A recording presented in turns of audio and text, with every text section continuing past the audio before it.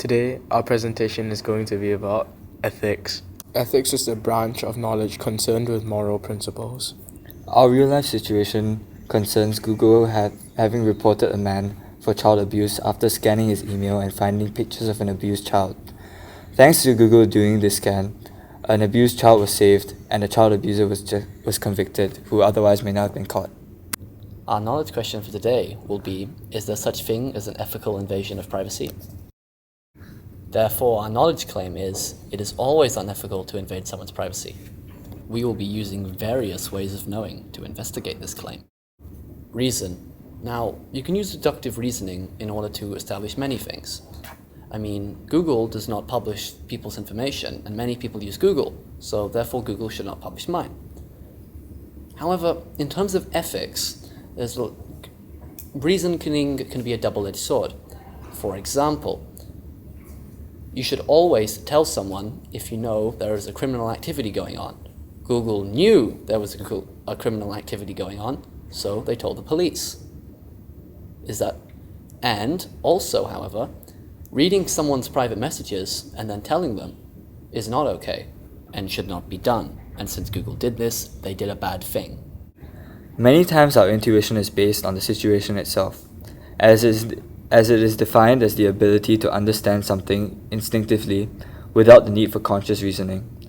So if I were to give you a situation where a friend had his Facebook account hacked and his private messages read, one would exclaim intuitively, "That is wrong." But if the situation was more like in Google's case, where a child abuser was convicted, many would instead say, "He deserved it." Intuition can be very subjective and can be used to support or oppose our knowledge claim. If intuition were to be used as a way of knowing, it should be used with discretion. The fact that we feel as though it is right to invade someone's privacy, like in Google's case, should be taken into account, but we should also consider that although it is right, or we feel that it's right, it may not be entirely ethical. Emotion is a very convincing way of knowing, as it is hard to convince out of someone how they feel. They can either feel sad or happy about the situation. This ties in with empathy, which is understanding how someone else feels. By doing this, you allow yourself to be in their shoes and see from their emotional standpoint. Depending on the person, one might feel relieved because this man was caught.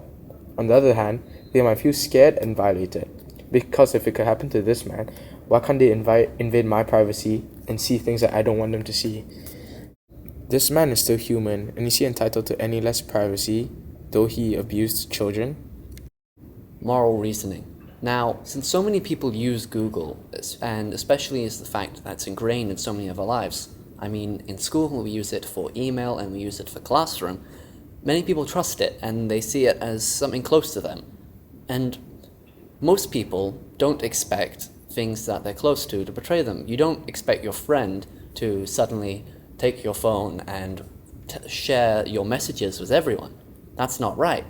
However, with Google, this is what happens, because people see Google as a friend, they trust it. However, this isn't really valid. Moral relativism is the view that moral judgments are true or false only relative to some particular standpoint. From Google's standpoint, they would think that it was morally right as it helped catch the criminal. On the other hand, even though Google helped catch a criminal, what were they doing scanning through his emails? To him, it is not morally right for his privacy to be invaded.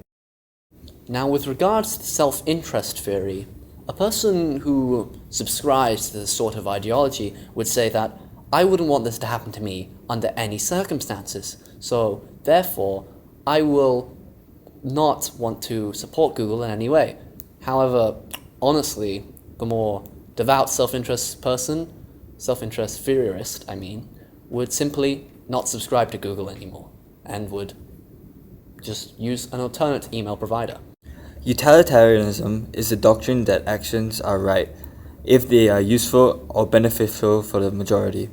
So in the view of a utilitarianist, the invasion of privacy is wrong, because giving companies like Google the ability to access private emails will only benefit a minority of people. It could possibly have a negative effect on the majority because all of their privacies are being invaded. So in the case of our real life situation, it would be beneficial for only the small minority, which is the child being abused, for the invasion of privacy to be right. But in the view of a majority, Google scanning through everybody's emails is wrong. Altruism, on the other hand, is the doctrine of selflessness. In the view of an altruist, one might say that you are thinking totally and singularly on the welfare of others. So the invasion of privacy to stop child abuse is right and just, in the views of an altruist. In order to evaluate the ethicalness of this situation, it is quite difficult. This is because the act of Google telling the police is in itself seen as wrong. However, the act of abusing a child is also wrong. I am reminded of the phrase, "Two wrongs don't make a right." However, in this situation, I am glad that the man went to prison.